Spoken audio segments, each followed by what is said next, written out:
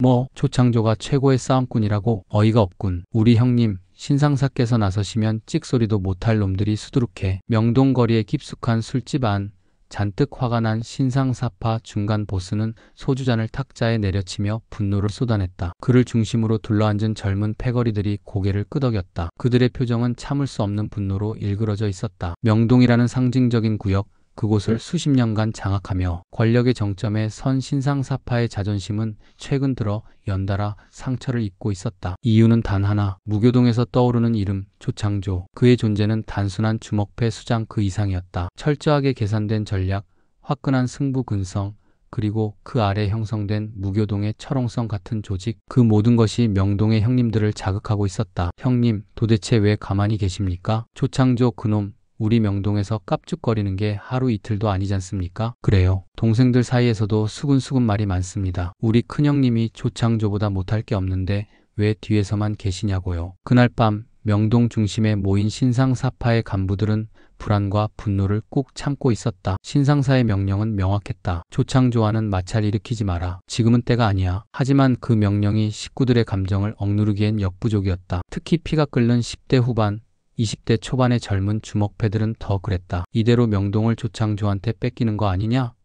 는 말까지 돌고 있었다. 그러던 중 사건이 터진다. 무교동 조창조의 오른팔 이경원. 그는 싸움에 있어선 산전수전 다 겪은 짐승 같은 남자였다. 거구의 체격, 빠른 몸놀림, 그리고 싸움에서 단 한 번도 지지 않았던 무패 신화. 그런 그가 어느 날 호련히 명동에 나타났다. 그것도 혼자서. 사보이 호텔 근처 고급 커피숍.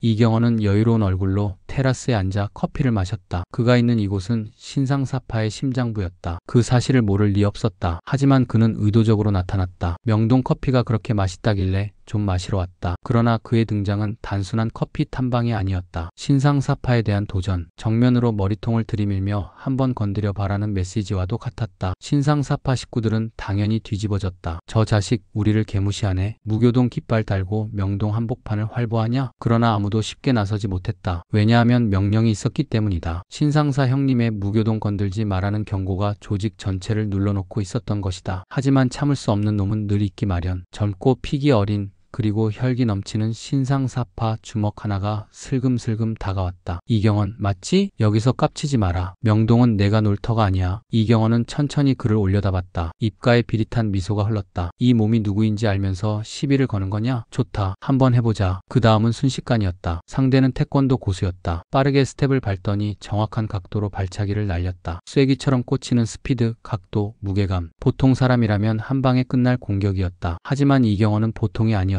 그는 정면으로 한 발 앞으로 내디뎠다. 자신을 향해 날아오는 발차기를 몸으로 붙잡듯 돌진했고 동시에 무게감 있는 주먹이 상대의 턱을 정확히 가격했다. 펑! 두개골이 부서질 듯한 소리와 함께 상대는 그대로 뒤로 나가 떨어졌다. 한 방이었다. 정확하고 무자비했다. 카페 안팎에 있던 신상사파 식구들이 일제히 일어났다. 이경원은 손을 툭툭 털며 말했다. 복싱으로 태권도 잡는 법 내가 대한민국에서 제일 잘 아는 놈이다. 이 사건은 불을 붙였다. 명동과 무교동 사이의 오래된 긴장감, 그 갈등의 도화선이 불타기 시작한 것이다. 형님, 옆 골목입니다. 구다룽 쪽 애들이 쳐들어왔습니다. 경호원이 다급하게 소리쳤지만 이미 늦었다. 차량 한 대가 그대로 돌진하듯 골목을 꺾어 들어오고 뒤이어 검은 옷의 사내들 여럿이 우르르 쏟아져 나왔다. 구다룽의 기습이었다. 이경원의 눈에 먼저 들어온 것은 수십 미터 앞에서 먼저 뛰어오는 그 남자였다. 키는 크지 않지만 묵직한 덩치, 찢어진 눈매, 본능적으로 위협을 느낄 수 있는 존재. 구다룽이었다. 마산을 장악하고 신상사의 2인자로 성장한 만큼 싸움 실력이 어마어마했다. 이경원, 이 판 이제 끝이다. 고함과 함께 쇠파이프가 허공을 가르며 날아들었다. 한 발 피했지만 오른팔이 부러지는 듯한 통증이 번졌다. 그 틈을 놓치지 않고 구다룽이 주먹을 날렸다. 이경원의 턱이 돌아가고 그대로 무너졌다. 경호원 둘도 저항했지만 수적 열세와 기습 앞에 무력했다. 한 명은 머리를 가격당해 그대로 실신했고 나머지는 비명을 지르며 도주하다가 구다룽의 부하들에게 붙잡혔다. 이경원은 피범벅이 된 얼굴로 쓰러진 채 고개를 들었다. 구다룽은 고개를 숙이고 그의 얼굴을 들여다보았다. 형님 소리 듣는 놈이 이렇게 남의 구역에 와서 깽판을 치고 이제 와서 깡패 노릇하려 드냐? 그리고 구다룡은 마지막으로 발을 들어 이경원의 갈비를 걷어찼다. 명심해. 서울 명동은 항상 우리 구역이다. 이경원의 부하들은 이런 사태를 모른 채 엘리베이터를 탔다. 엘리베이터 덕분에 3층 커피숍에서 1층까지 금방이었다. 엘리베이터 문이 양옆으로 부드럽게 열렸다. 엘리베이터에서 내려 서너 걸음 나온 순간 이경원의 부하들은 그 자리에 멈춰 설 수밖에 없었다. 건장해 보이는 열댓 명의 남자들이 이경원의 부하들 앞을 막아서고 있었다. 눈살을 찌푸린 이경원의 무교동 조직원들이 뭐라고 입을 열려는 그때 뒤에서 소리가 들렸다. 어이 이경원 똘마니들. 갑작스레 등 뒤에서 묵직한 파공성이 귓가를 찔러왔다. 미처 반응할 틈도 없이 둔탁한 타격음이 울렸고 이경원은 뒤통수에 뜨거운 불이 붙는 기분을 느꼈다. 머리가 깨진 것인지 피가 흘러 목더미를 축축하게 적셨다. 억지로 고개를 돌린 무교동 이경원의 부하들 시야에 반쯤 부러진 의자를 들고 있는 구다룡의 모습이 보였다. 구다룡은 흉하게 일그러진 얼굴로 들고 있던 의자를 다시 한번 휘둘렀다. 이놈아, 신상사파가 물로 보이디? 이경원의 부하들은 날아드는 의자를 피해보려 했지만 소용없었다. 이미 머리에 상당한 충격을 받아 몸을 제대로 움직이기 힘들었다. 이번에는 한 번도 신음조차 흘리지 못하고 그 자리에서 허물어지듯 쓰러졌다. 이만큼 버틴 것도 엄청난 맷집이었다. 기습적으로 뒤통수를 후려친 구다룡도 혀를 내두를 수밖에 없었다. 신상사파 사내들은 기다렸다는 듯 이경원의 부하들을 둘러싸고 밟기 시작했다.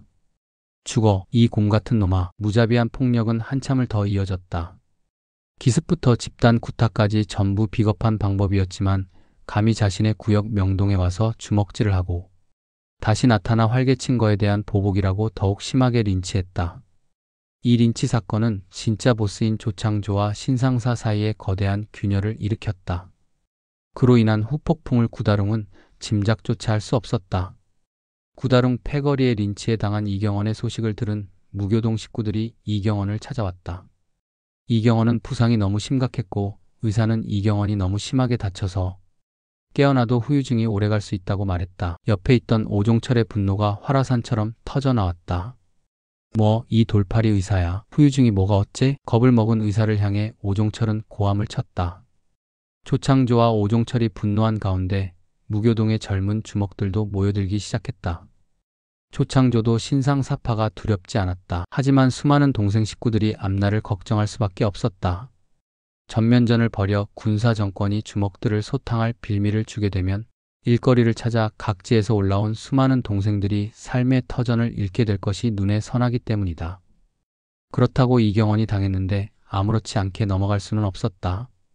최대한 무교동은 안 다치면서 상대에게 큰 타격을 줄 방법이 필요했다.